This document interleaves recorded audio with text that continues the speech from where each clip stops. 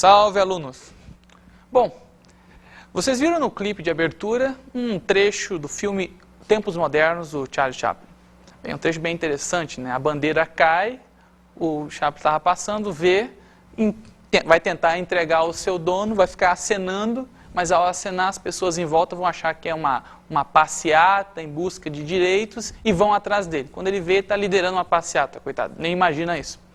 De certo modo, essa ideia é muito presente no século XIX.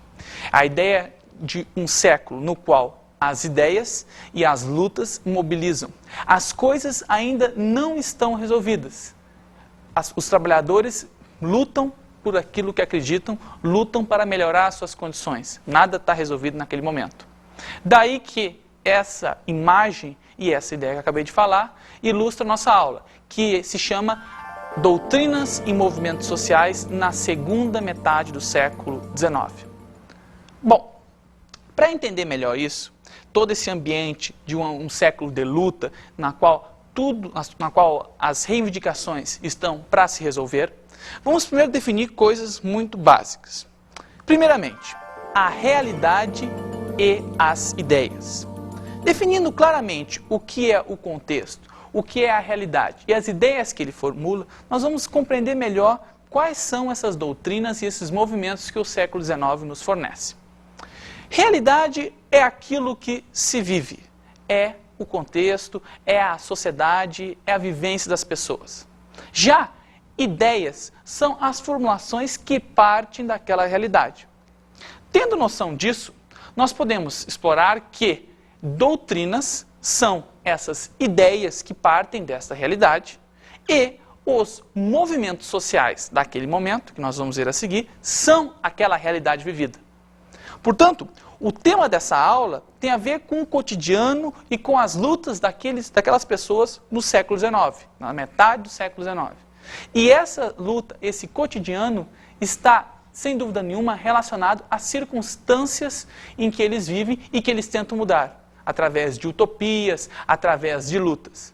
É essa a realidade que eles tentam modificar. E é por isso o nosso tema da aula. Não vamos desvincular as ideias que nós vamos ver a seguir do contexto delas. Tudo tem uma só junção.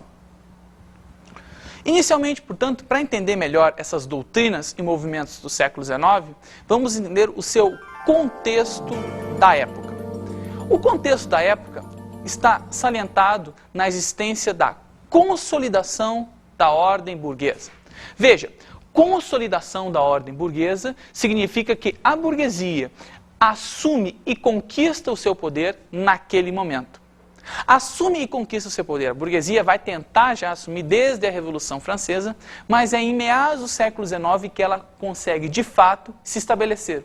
A ordem burguesa, a ordem do liberalismo, a ordem dos interesses dos burgueses está ali consolidado. Um outro fator que contextualiza a época é a exploração do proletariado.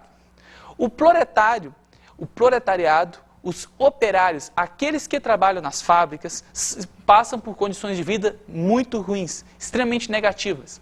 A partir da segunda metade do século XIX, eles vão conseguir se organizar e lutar por seus direitos na tentativa de formar melhores condições, de tentativa de evitar que a sua exploração, que as suas péssimas condições de trabalho sejam, de fato, uma rotina. Eles tentam mudar isso. O filme Germinal, cujas imagens vocês estão vendo agora, mostra exatamente isso.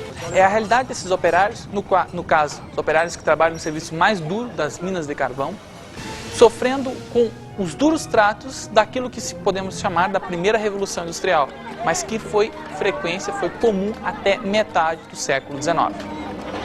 Bem, com esse filme e com essas imagens, nós podemos ilustrar que, na verdade, havia, naquele momento, uma busca por um futuro melhor. Se via uma realidade com problemas, se buscava alternativas, na verdade, uma sociedade melhor, mais justa aos trabalhadores, mas entre os problemas e a solução, você tinha vários caminhos, várias teorias, várias ideias que linkavam um com o outro. É exatamente o tema da aula. Perceber dessa realidade conflituosa do século XIX, a busca por soluções, mas os caminhos que vão levar a isso são várias teorias, são várias ideias diferentes umas da outra. Esse é o nosso objetivo aqui. As doutrinas do século XIX tiveram como ponto de partida, marco inicial, o movimento chamado a Primavera dos Povos, ocorrido em 1848 na Europa. Naquele momento, vários países europeus estouraram em revoluções de caráter liberal, nacionalista e socialista. Essas revoltas tiveram como outro fator uma busca de uma sociedade mais justa, igualitária e fraterna. E isso fez com que houvesse na Europa todo um movimento que desse apoio ao surgimento dessas novas doutrinas. Outro fato é que nesse período nós temos uma crítica do liberalismo econômico e da livre concorrência. Como marco inicial, a Primavera dos Povos, como busca de uma sociedade melhor e como crítica àquilo que era a fundamentação da ordem burguesa, o liberalismo, nós temos aí o surgimento de várias doutrinas, de várias ideias essas que são fundamentais e importantes e que são o tema da aula. A primeira delas, vamos começar por aí, doutrina socialista, do socialismo utópico. A doutrina do socialismo utópico teria ideias do seguinte: nós temos que melhorar essa sociedade. Bem, ao melhorar essa sociedade, nós temos que encontrar meios para tanto. Os meios são, no socialismo utópico, a formação de comunidades autossuficientes. Isto é, comunidades autossuficientes, tais como falancérios, que era a ideia do Charles Fourier, comunidades em que as pessoas que ali residiam, como se fossem fábricas, conseguiriam viver de uma forma mais justa, mais igualitária, sem sofrimento, uma forma que possibilitasse, sem dúvida nenhuma, melhorias sociais. Só que os falancérios não deram certo. Por quê? Porque para resolver um problema macro, se resolvia no micro, se resolvia num determinado ponto. Em suma, não mudava toda a sociedade, e sim tentava pegar o problema da sociedade e resolver num caso específico, num local específico. Um outro exemplo disso foram as organizações de cooperativas de trabalhadores em nível nacional. O que se pensou? Se as fábricas são injustas, resolveríamos esse problema da seguinte forma: os trabalhadores se reuniam em cooperativas e, através dessas cooperativas, teriam benefícios e resolveriam seus problemas de exploração. Outro problema que foi levantado pelo Louis Blanc. O Louis Blanc tentou resolver isso dessa forma, mas se mostrou errado novamente. Por quê? Porque para resolver um problema geral da sociedade, se tentava fazer casos específicos, como se só a organização dos trabalhadores resolvesse toda a questão salarial, toda a questão de exploração que eles viviam. Uma outra questão que foi levantada é a atuação do Estado com centralização da economia a fim de evitar abusos típicos do capitalismo. Isto é, o Estado aqui teria uma forma forte para evitar isso, ele atuaria e impediria que esses proletários tivessem determinados problemas. Bom, agora, o problema mesmo do socialismo utópico era que nele não há meios de haver uma transformação geral. Isto é, o socialismo utópico ele tem boas intenções, ele de fato quer melhorar as coisas, só que a grande questão é que essa transformação é muito pontual. Essa transformação ela não muda toda a sociedade, ela não tem um plano mais geral. A transformação no socialismo utópico, ela preza resolver como fosse caso a caso. E aí que está o problema. Ele não consegue ver as questões que os trabalhadores vivem num campo maior. E é por isso que, apesar de boas intenções, o socialismo utópico não consegue resolver os problemas. Agora, é claro que as ideias dos socialistas utópicos não eram chamadas pelos próprios de utópicos, isto é, ingênuas, impossíveis. Não, de forma alguma. Essa denominação socialismo utópico veio de um outro corpo de ideias. Na verdade, dos indivíduos que chamavam de socialistas científicos ou marxistas. Veja, o socialismo científico, ou mesmo o marxismo, ele rompe com o socialismo utópico. Ele enxerga o problema do socialismo utópico, que é tentar resolver, mas não conseguir, e tenta elaborar um corpo de teorias, um suporte teórico para entender a sociedade e tentar transformá-la. Vejamos. Primeiro, ele aborda com uma análise crítica da realidade. Isto é, ele não encara as coisas como dadas, como óbvias, e tenta entender como determinadas atitudes, determinada situação dos trabalhadores se encontram naquele momento. Isto é, a realidade não está dada, ela foi criada e ela pode ser transformada. É a tal da análise crítica. Analisar as coisas, mas não como aceitadas, e sim como a configuração de um determinado período. Uma outra característica do socialismo científico ou marxismo é o conceito, ajudando a explicar a realidade. Veja, no socialismo científico ou marxismo, o conceito tem como fim ser elaborado, quer dizer, estudar essa realidade, elaborar conceitos a respeito dela para tentar entendê-la. É como se fosse um método científico em busca de compreender aquela sociedade. Se estuda ela, elabora as categorias que elas estão presentes, o trabalhador, a indústria, o explorador ou patrão, enfim, e aí tenta entender de uma forma geral. Interessante, se abstrai, se teoriza para conseguir compreender isso. Um exemplo desses conceitos para ajudar a teorizar isso é o conceito de luta de classes. O próprio Marx vai dizer que a história do homem é a história da luta de classes. Segundo essa ideia, durante toda a humanidade, nós podemos perceber que há duas camadas sempre antagônicas, sempre opostas.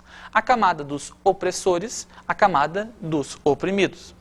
A dos opressores são aqueles que detêm, digamos assim, o poder e os meios de produção, que subjuga a camada dos oprimidos, aqueles que estão na dependência. Esse choque existente é que faz, digamos assim, é que move a história humana, segundo a visão do Marx. Portanto, na verdade, veja, esse conceito não existe, isso não existe. Isso foi visto através de estudos sobre a realidade e tentado entender como ela se processa, como ela se funciona. Uma outra característica é a questão do comunismo. Segundo o próprio Marx, a luta de classes que existe ao longo de toda a história vai chegar um momento em que ela chega no seu limite. Quer dizer, a luta não pode mais continuar, não há como isso prosseguir. E esse limite vai redundar no comunismo, num estágio no qual não haverá essa diferenciação social, no estágio no qual não haverá essa propriedade privada. Em suma, o Marx teoriza também uma nova realidade, uma realidade na qual não há Estado, não há diferença social, não há propriedade privada, em que esse conflito vai estar finalmente resolvido. Por fim, a teoria com o fim de mudança social é o grande, digamos assim, inovação do marxismo.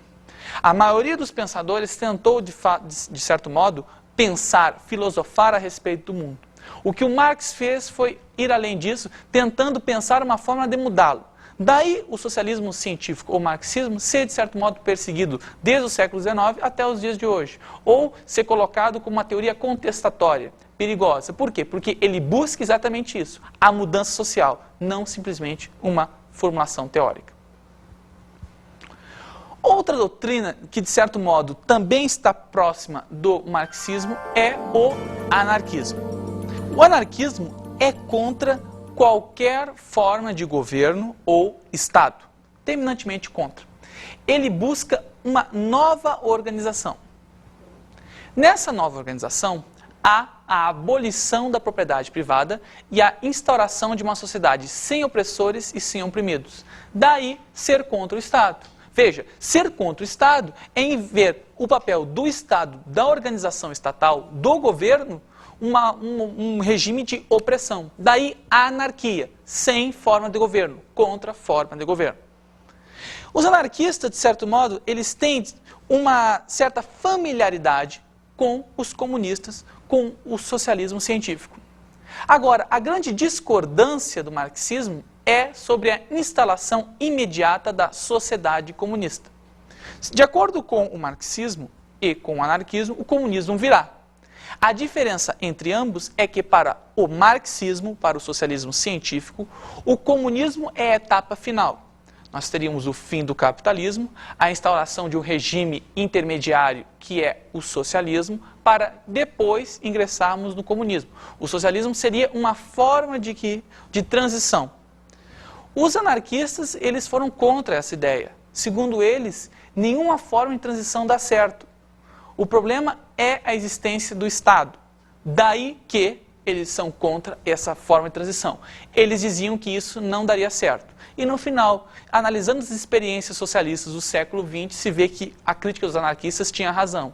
De fato, essa fase de transição não gerou o comunismo, conforme eles haviam previsto. Uma outra corrente que é socialista, mas não prega a revolução, não prega a mudança total da sociedade, é o socialismo cristão. O socialismo cristão é o conjunto de ideias sociais da igreja. Veja que a situação de transformação da sociedade era tão interessante que seria importante até a igreja se definir o seu papel. E é isso que é o socialismo cristão. O socialismo cristão, ele tem como grande carta, a encíclica papal Rerum Novarum, escrita pelo Papa Leão XIII. Lá você encontra as bases da doutrina social da igreja. Primeiro, a condenação ao marxismo e ao anarquismo. Essas formas são vistas como violentas e que a violência, a transformação radical, não vai levar a nada. Outra questão é a responsabilidade do Estado de pôr fim às explorações dos trabalhadores e dos empresários, dar-lhes dignidade. Isto é, segundo as ideias da igreja, é responsabilidade do Estado e dos patrões melhorar a situação dos trabalhadores. Essa ideia é bem interessante, uma ideia conservadora. Veja, não se rompe com o Estado, conforme seria a ideia do anarquismo, não se acaba com os patrões, como seria a ideia, por exemplo, também do socialismo científico. E sim, ambos atuariam como pais na tentativa de melhorar essa situação. Por fim, há uma profunda crítica à injustiça social na qual os trabalhadores haviam passado. E também havia a busca de reforma e justiça social a eles. Só que veja, não é um caminho revolucionário, não é um caminho violento. É um caminho na tentativa de apaziguar os ânimos e conciliar todos os interesses. A igreja não propôs mudanças sérias. O socialismo aqui vai virar uma doutrina social, não vai ter a mesma conotação de revolução. Bom, a aula de hoje trata das doutrinas do século XIX, mas também dos movimentos sociais do século XIX. Talvez o maior e mais significativo desses movimentos foi o movimento operário. Vamos ver uma definição de movimento operário que nós encontramos em Norberto Bobbio no Dicionário de Política. Por movimento operário, se entende o conjunto de fatos políticos e organizacionais relacionados com a vida política, ideológica e social da classe operária. Conforme vimos na definição, o movimento operário é um movimento social que busca, de certo modo, resolver as pendengas, melhorar as condições de vida dos próprios proletários. Mas, para melhor entendermos, temos que ver que ele é um movimento da era fabril, um movimento que surge, que se consolida durante a Revolução Industrial, durante as fábricas. Os proletários são exatamente isso. São indivíduos que trabalham nas fábricas em condições ruins e tentam melhorar as suas condições. O movimento operário, portanto, não ocorre antes disso, ocorre durante esse processo. Um segundo fator importante é que entender a sua formação. A formação, de fato, de um movimento social inédito. É claro, antes havia movimentos de camponeses, movimentos de artesãos, isso na era moderna. Com a Revolução Industrial, nós temos agora movimentos de pessoas que vivem nas cidades, pessoas que estão nas fábricas, pessoas que estão passando por grandes dificuldades. É um movimento que tem como formação essa vivência negativa, que tem como formação essas dificuldades e que, através dessas experiências convividas, experiências trocadas, encontram uma ideia comum, reivindicações comuns e sabem que só unindo é que vão ter a força de mudar. Uma outra questão interessante é o ano de 1848. Ao mesmo tempo que nós vivemos a Primavera dos Povos, não podemos esquecer que ela foi uma primavera que foi fundamental para que aqueles que buscavam melhoria da sociedade vissem que, naquele momento, haveria a condição da afirmação dos direitos dos trabalhadores. Isto é, o ano de 1848 foi importante para a difusão e força do movimento operário.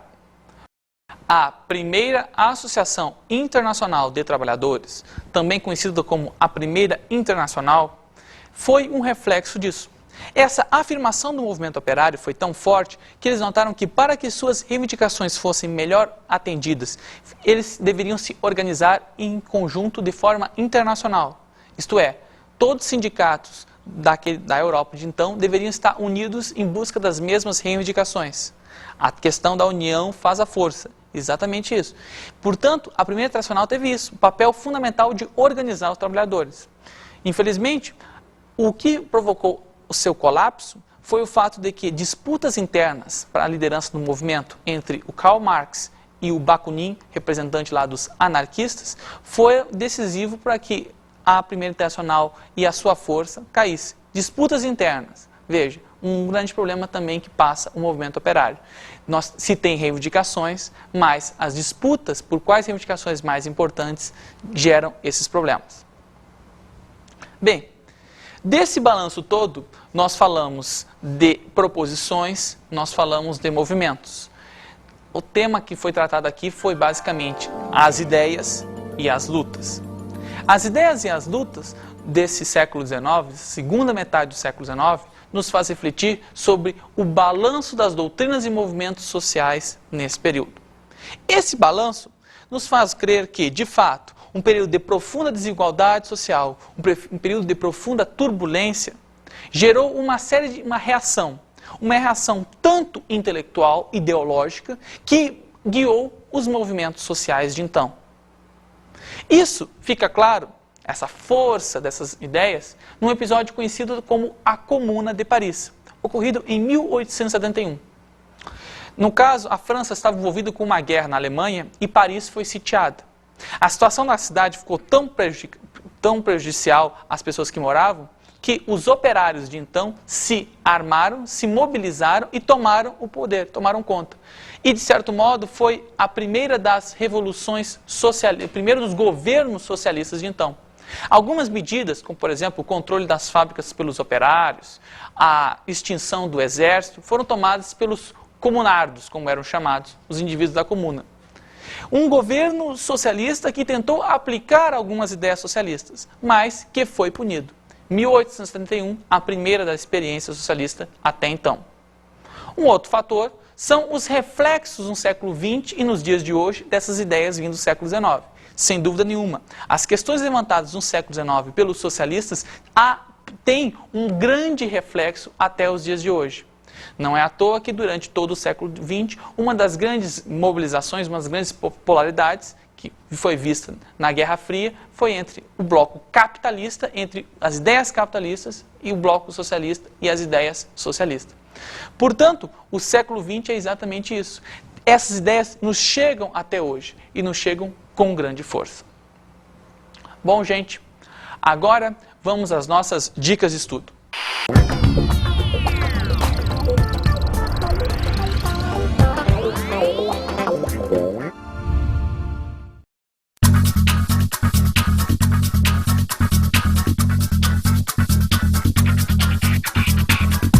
Bom, gente, como dica de estudo, eu sugiro que vocês tenham um grande cuidado ao tratar desses movimentos. Vocês não devem achar que esses movimentos simplesmente se refletem a uma realidade do século XIX, da segunda metade do século XIX tão somente. Claro que isso é fundamental, importante, mas vocês não devem deixar de levar em consideração realidades anteriores a 1850, como a força do liberalismo político, a questão do romantismo, a questão de movimentos, de certo modo, mais simples e mais iniciais que ocorreram nos primórdios da Revolução Industrial, por exemplo, o ludismo. Enfim, não pensar que somente essas ideias tiveram força. Elas, de certo modo, foram a culminância de um processo anterior, processo que está relacionado também a questões já do final do século XVIII, início do século XIX, e que são anteriores e que não foram abordados nessa aula por questões mais de recorte. Pois é, pessoal. Mas é isso. Nos vemos na próxima. Grande abraço e até!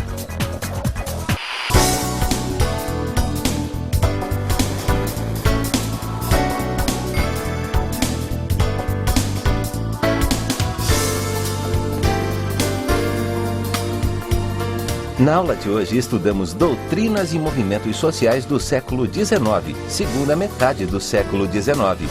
Nós não podemos deixar de dissociar esses movimentos, essas doutrinas, com a realidade do século XIX. entendendo que as ideias têm um cunho profundo na realidade. E essas doutrinas que foram fundamentais agitaram não somente o século XIX, mas como tiveram consequências até os dias de hoje. Também analisamos o movimento operário. O movimento operário foi o principal movimento social da segunda metade do século XIX, no qual os trabalhadores, os proletários, aqueles que trabalhavam nas fábricas, viram que era necessário ter toda a reivindicação individual de forma coletiva, isto é, unir todos os problemas em busca de soluções. Pós-estudos.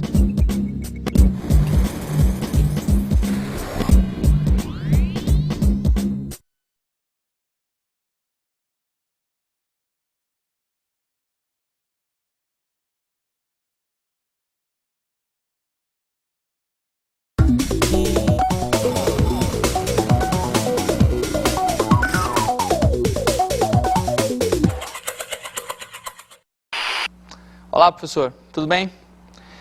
De professor para professor, e falando a respeito desse tema da aula, eu aconselho trabalhar da seguinte forma. Primeiro, trabalhar com os alunos a questão da ideologia. Trabalhar o conceito de ideologia e relacionar a questão das ideias à realidade em que elas são formuladas, né? Isso é fundamental para ele perceber que há um sentido nessa aula, e o sentido não é simplesmente saber o que filósofo tal, o que pensador tal elaborou, mas sim o contexto em que isso surgiu. De outro modo, tentar relacionar a validade dessas ideias nos dias de hoje, para que o aluno entenda, afinal de contas, se isso é coisa do século XIX ou se isso ainda tem validade para os dias de hoje. É interessante fazer essa vinculação. Mas é isso, nos falamos na próxima. Grande abraço e até!